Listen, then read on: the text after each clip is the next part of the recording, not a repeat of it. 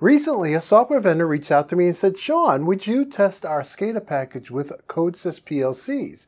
And while I have covered Codesys, I've had them on the show, I've had the Book of Codesys author on the show, and I've even taken a deep dive on an IFM PLC HMI. You know, I was kind of thinking there must be just a standalone brick PLC I can get my hands on that runs on Codesys. Now, I'm not talking about a smart relay. All vendors have these smart relays out there. But I'm thinking about something like in the price range of a small S7 1200 or a micro 820, in that $300 range. And so I wasn't finding anything. And so I reached out to you guys on LinkedIn and said, hey, does anybody know of one? And Chris from Eaton reached out. He said, did you know about our XC series of Codesys PLCs? I'm like, I had no idea you guys had these. And so he sent me a sample here. And that's what we're going to look at today. Now, these are a little bit more expensive than that $300 mark. I guess I'm still in the 2019 before COVID and all the price increases. But in any case, it is around, according to Chris, around $400. And there's different models. We'll take a look at all of that. Now, because Chris sent this in, or Gus sent this in as a free sample, I did tell them that I was going to make this video public. But I will do an after show once I'm done filming this one for members. So if you guys want to hear some more about the product, we'll do that then. And if you're interested in becoming a member, we're looking to grow the membership so we can bring back the news show. Then check it out. I added a lower tier at $5 a month. And of course, you have the $10 and the $25 a month. We also added a Discord for the $25 a month level, and which I monitor every day in case you have some questions. Or we also do a weekly get-together, a live chat for the highest level. We now call that level 3. But in any case, let's get back to this Eaton PLC. And let's start by taking a look and doing an unboxing here. It's not much of a box, but let's go ahead and get the overhead camera zoomed in here and take a look at this guy. So I really haven't looked at what they sent me yet. I just actually opened the box a couple minutes ago. You can see it's kind of, the flap is already open a little bit. So let me go ahead and take this out. And we get some documentation here, some more documentation in the box here, but I'm not going to look at that right now. I want to look at the unit itself. So let's take a look at the side here. Okay, takes 24 volts DC, good. Okay, this is an XC 104 C10000. So this is the PLC only. They have multiple models. We'll take a look at that in a little bit. But this is what they sent. It appears to be brand new. And now let's take a look at the front here. You see on the very top, we have the model number, right? XC 104 C10000. Then we have, I believe this is, in this model, I believe this is a 100 megabit Ethernet port. We also have our indications up here. We have some dip switches to set different things. We see we have, I think this is the key for it right here, right? Stop, SF, TC, and I don't have my glasses on. Let me put those on. I can see better. And I don't know what any of those stand for, but I'm sure it's all in that documentation I just pulled out. And then you can see here, there's a USB host port.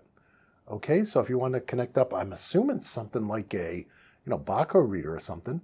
And then down here, it looks like this is where power comes in. And so this is what they sent me. Let's look at the right-hand side. This is where the I/O would plug in there, right? And we can see on the back, DIN rail mounted, toolless, right? Which is nice. I love that whole toolless design. We already saw that side. Let's look at the top. See the ventilation. Looks like some pretty good ventilation there. Usually there's small fins. The holes aren't that big, but I don't think that would be a problem. All right, I'm going to just zoom out a little bit more so I have a little bit more room on the camera here. And let's move that box over. And they also sent me some I/O. So first, let's see what's in the other box here. What do we got? Well, I had it right side up. This looks like an XN3228 AIO U2. 4 analog in, 4 analog out. Let's go ahead and get that guy out of there. I don't want to break it. All right, good. We got it out of the box. Phew, I did not think that was going to be one of the hard parts of this unboxing. But in any case, look at that right there. We can see it a little bit better. So it looks like 4 analog in, 4 analog out, plus or minus 10 volts. All right. And let's see. It's kind of very light writing there. See a wiring diagram? Whoops.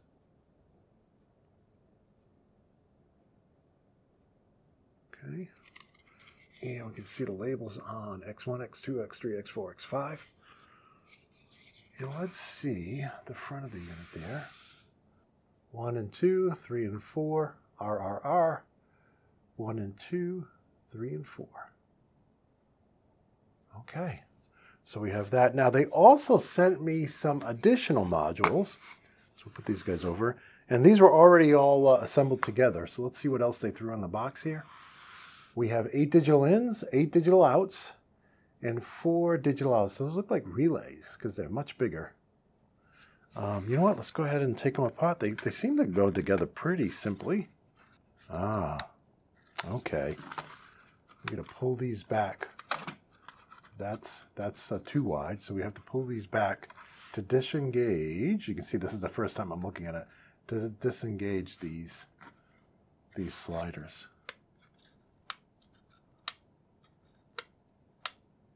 Huh, we got to do the bottoms too. All right.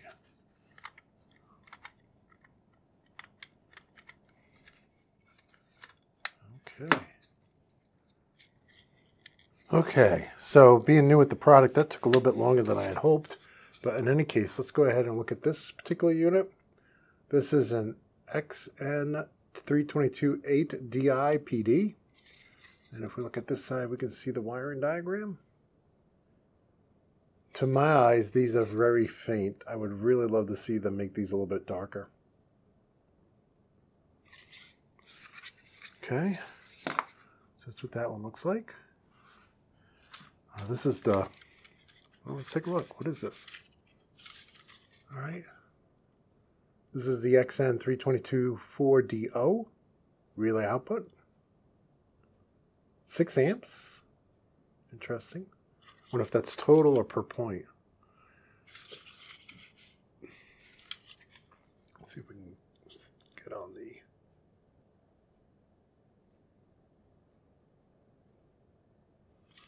Okay.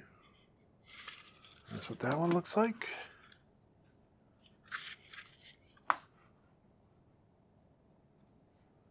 And then we have this guy. It's the 8DO.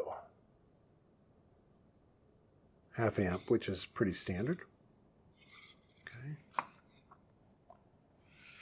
All right. Well, this is a nice set of I/O modules that they sent over. And so I'm going to go ahead and I don't want to put the analog next to the relays. So in any case, let's go ahead now and go over to the PC and see if we can learn a little bit more about this line. I do have the website pulled up here, and you can see, and I'll put this link in the description.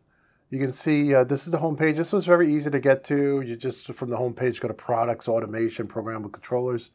And you can see this is one of the other models here. But let me scroll down. They have a great comparison chart. So first of all, though, programs with Codesys 3. So I've downloaded that. I have yet to install it, but I did download it onto a brand new VM. Depending on the model you get, you'll have Modbus TCP plus, OPC UA plus, Ethernet IP, EtherCAT, CAN Open, and Modbus RTU. So a lot of options there. Works with the XN300 I/O system, which we saw. We just looked at those I/O. They're very, very small, right? Very slim. And now let's look at the difference. So I have the XC104 that was sent in from Eaton. Thank you very much. And let's compare these. You can see the XC204, about the same size. And then we have the XC303, which is double wide. So you can see here the applications. You can see here the type of CPU that's in it. This one happens to be a ARM Cortex-A7 Solo at 800 megahertz. You can see the different options here, dual cores as well. This little unit I have here, the XC104, that can go up to 6 I/O modules, which is pretty good for a small unit like that. The XC204 can go up to 16 modules, and the 303, 32 modules. That's very impressive. And you can see the bigger boys have multiple Ethernet ports. They all have a real-time clock, all have USB. Only the 303 has the SD slot.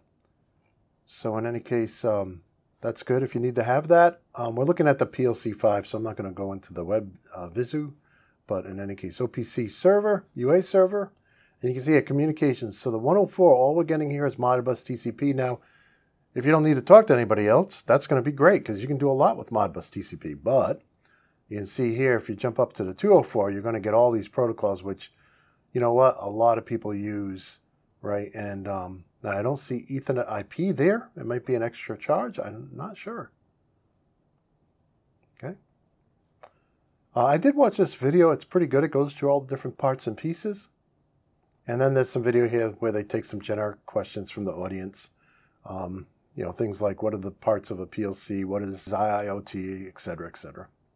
But in any case, I think it's a good looking line and very interested. Let me go ahead now and switch over to my VMware.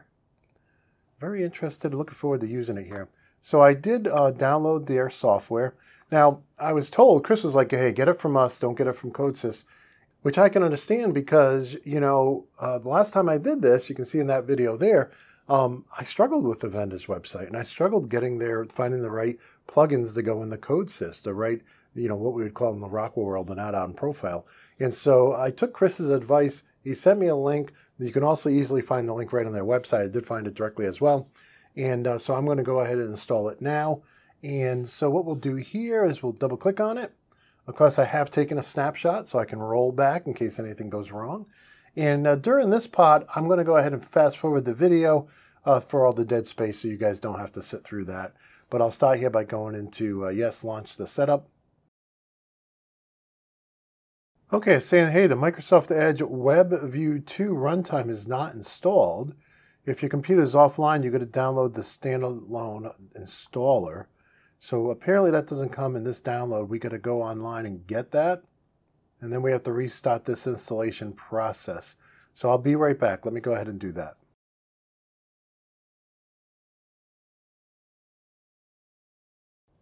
Okay, so I got the software installed. And let's go ahead and launch it here.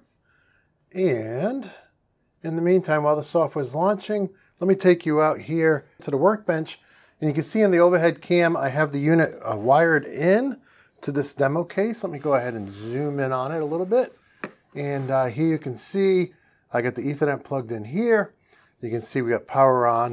You can see the power indicator there. You can see I got the analog input card first, or the analog I/O card first. And then you can see my digital input card. And you can see 1 and 7, those are normally closed buttons. I'll show you those in a minute. But if I press on them, they go off, and the other buttons are normally open.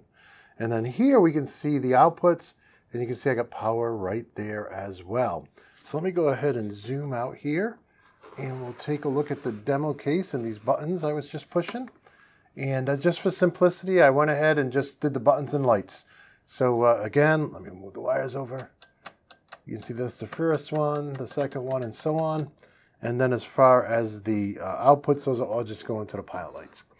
So with that, let's go ahead and go back over to the PC here, and we'll take a look at creating our very first program. And so here I am in the software.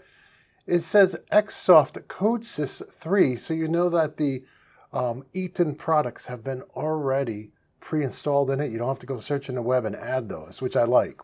So let's go to File. We'll just do New Project. And under Projects, I'm just going to choose a standard project. Okay, and for this one, we'll just call it, let's call it program _ 01. And we'll click on OK. And here you can see XC 104, right? I can choose one of those Eaton devices because, again, this is the Eaton version. And we got 2 different ladders. There's a new ladder. It's called ladder 2. So you have a ladder logic diagram. I believe that's the old. And then ladder diagram, which is the new. I believe that. They used to have LD2 here. Now it's just LD again. So I'm believing this is the new one. So let's go ahead and click on OK. And you may notice that it says up here at the top, Demo License. So I don't know how much this software costs. I thought with Codesys PLCs, the programming software was free. So I don't know what a demo license means. But in any case, let's go ahead and come over here to the default program. You saw there that I chose ladder, so there it is. And then you can see over here the main task. That program is already scheduled there. If you create additional programs, you'll need to schedule them inside the main task. But for now, let's go ahead and open up our main program here. And I'm going to shrink up the variables. And let's go ahead and start by, we got a rung here. Let's go ahead and insert a contact. And let's insert another contact. And to insert a coil, I'm going to have to select over here. Okay, insert a coil. And I'm going to click on this down arrow. I'm going to put my next XIC in there. And then I'm going to drag and drop that right there. Now this, the way you edit this, you can see this curve here in the branch. That tells you you're in that new ladder logic development language. And how you edit this is a little bit different than you edit the original one. So it can be a little tricky. You can still use the original ladder diagram language if you wish to. And then you can convert to the newer one when you want. Apparently you can't convert backwards right now. That's okay. So in any case, so I want to put in my tag values here. Actually, I want to put in buttons, right? And inputs and outputs. But I don't actually have any inputs and outputs added yet. So let me go here and right click on the device. And I'm going to go ahead and do add device. And I'm going to select under miscellaneous the XN300 master. Okay, that's the I/O we add right to the CPU. And now let me close that. We'll come over here. You can see the XN300 master here, right? And now if I right click on that and add device, here's all the different modules. And I could add these manually if I wanted to. But since I'm connected on Ethernet, might as well try to read those in automatically, right? So let me come back up here to the PLC. I'm going to double click on it. And over here, I'm going to scan my network to see if I can find the PLC. And look, it found it right here. There's my PLC. Let me select it. Okay. And it says here, mandatory use of user management is configured for this device. That means I have to create a username and password. Okay, I didn't want to do that, but let me go ahead and do that. And the username, I'm just going to choose admin, so I remember it. And the password, I'm just going to choose Codesys1 with a capital C. Okay, and I'm going to click on OK. All right, now it's saying, well, now you're going to log in. So let me go ahead and do that. This is a trend with all programmable controller vendors, and it's probably a good trend, but it just adds extra steps when we're doing a tutorial. All right, so you can see I get the green light. We are connected to it. So now if I come back here to this XN300 master and I right click, I should be able to scan for devices. And it's saying, oh, the target system you have is different from the one in your project. Very interesting. All right, so let's go ahead and do this. Let's add them. Let's add devices manually. And what I'll do is I got the AIO, right? So I believe we have the, let me go ahead and zoom back in on it. I believe we have the 8 AIO U2. Yes, that's what it is. Okay, add device. And now, the next one we have is the 8DI. Okay, we'll add that one. And then next we have the 8DO. Excellent. Okay, I'm not going to add the last one. Let's go back and look at our program now. What I'm going to do to make this easier for me is I'm actually going to come in here and I'm going to open up. You can see the 8 inputs here. I'm going to give these tag names. So I'm going to call the first one, normally close stop.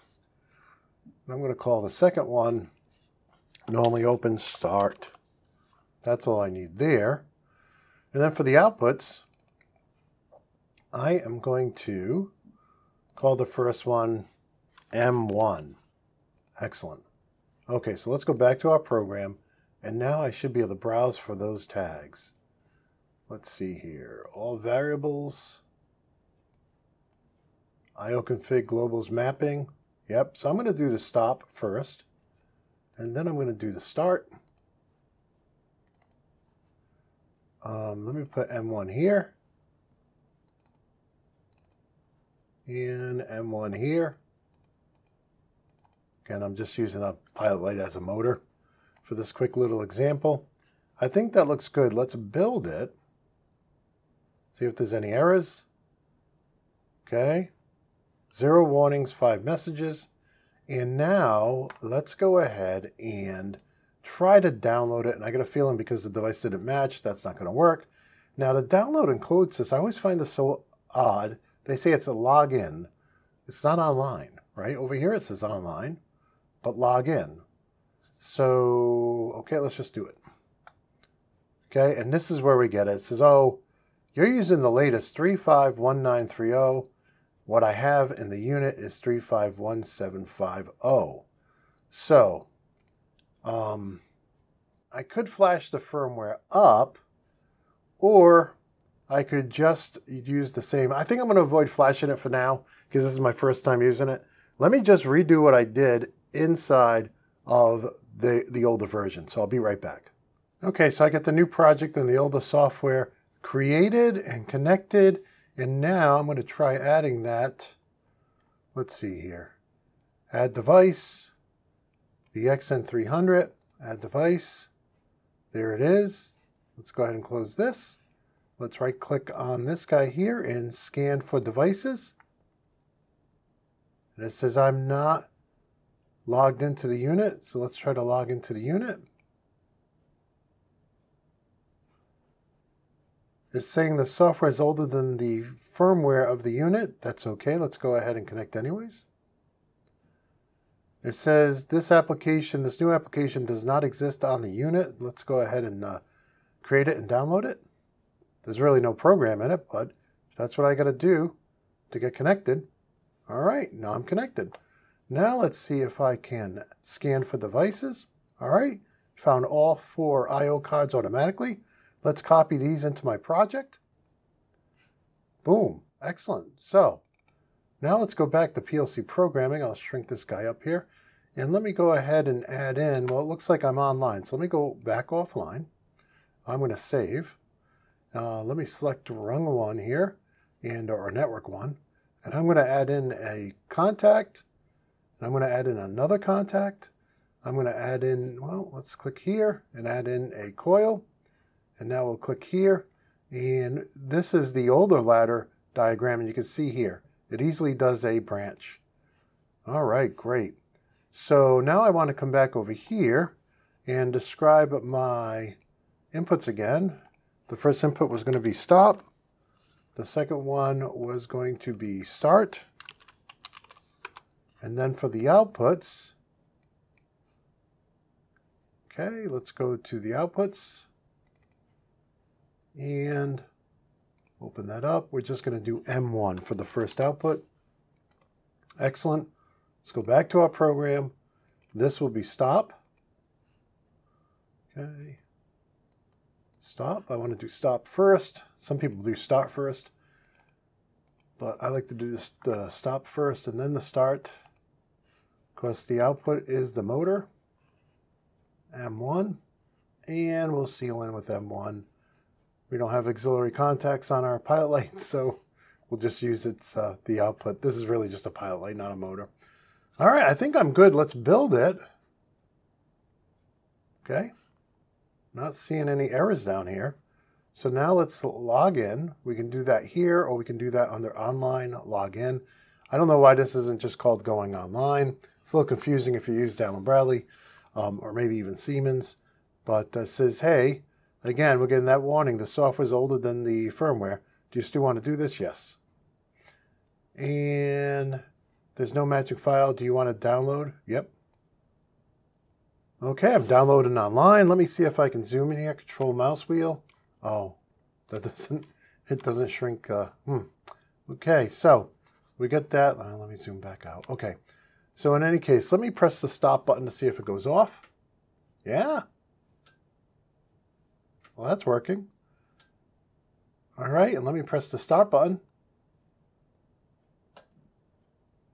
And the output doesn't come on. Why? I'm not in the run mode. Let me put it in the run mode. And there we go. Do it too fast, the software doesn't see it. And now let me hit the stop. And let's go out to the workbench here and do it here. So I think we can see the status of the inputs. So this is M1, pilot light 1. So we'll press start. Hey, the pilot light comes on. We'll press stop. Pilot light goes off.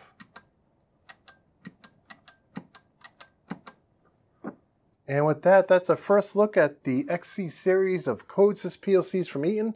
You know, we looked at the hardware, which I was pretty impressed with. I really liked it. And wiring it up was very easy, had no problems.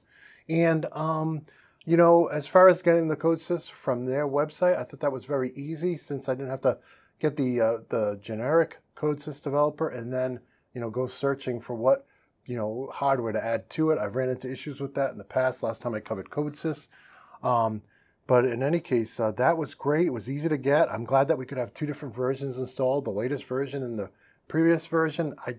With my first attempt at using this guy, I didn't want to upgrade the firmware. And, you know, just because in the past with old PLCs, sometimes you could run into issues with firmware upgrades. And I'm not talking about Eaton. This is the first Eaton PLC I've ever used. But as far as a Codesys PLC goes, I got to tell you, I like this line.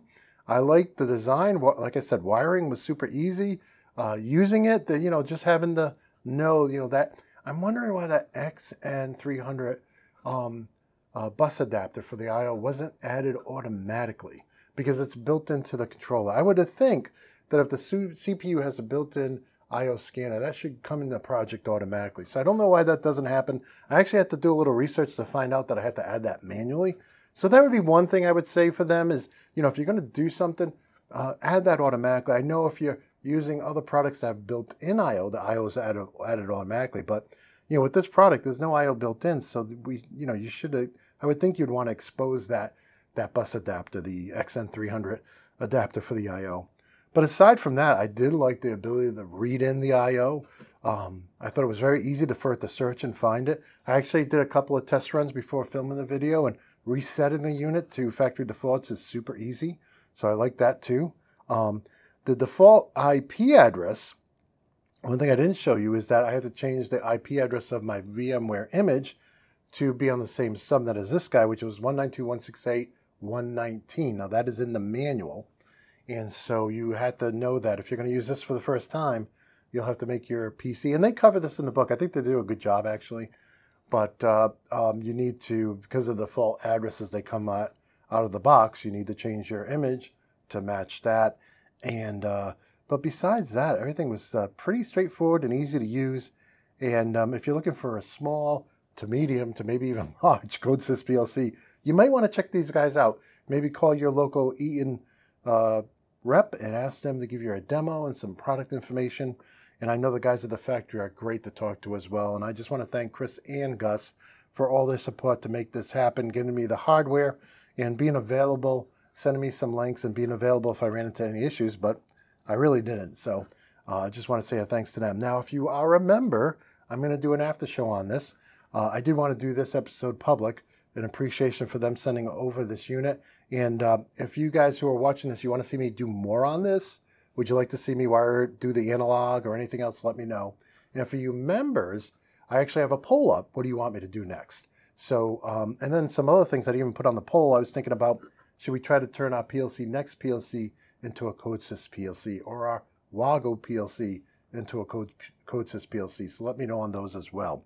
But in any case, I'm going to wrap it up here. I want to thank you for watching. If you did enjoy this episode, please give me a like, a sub, and a share. And until next time, my friends, peace.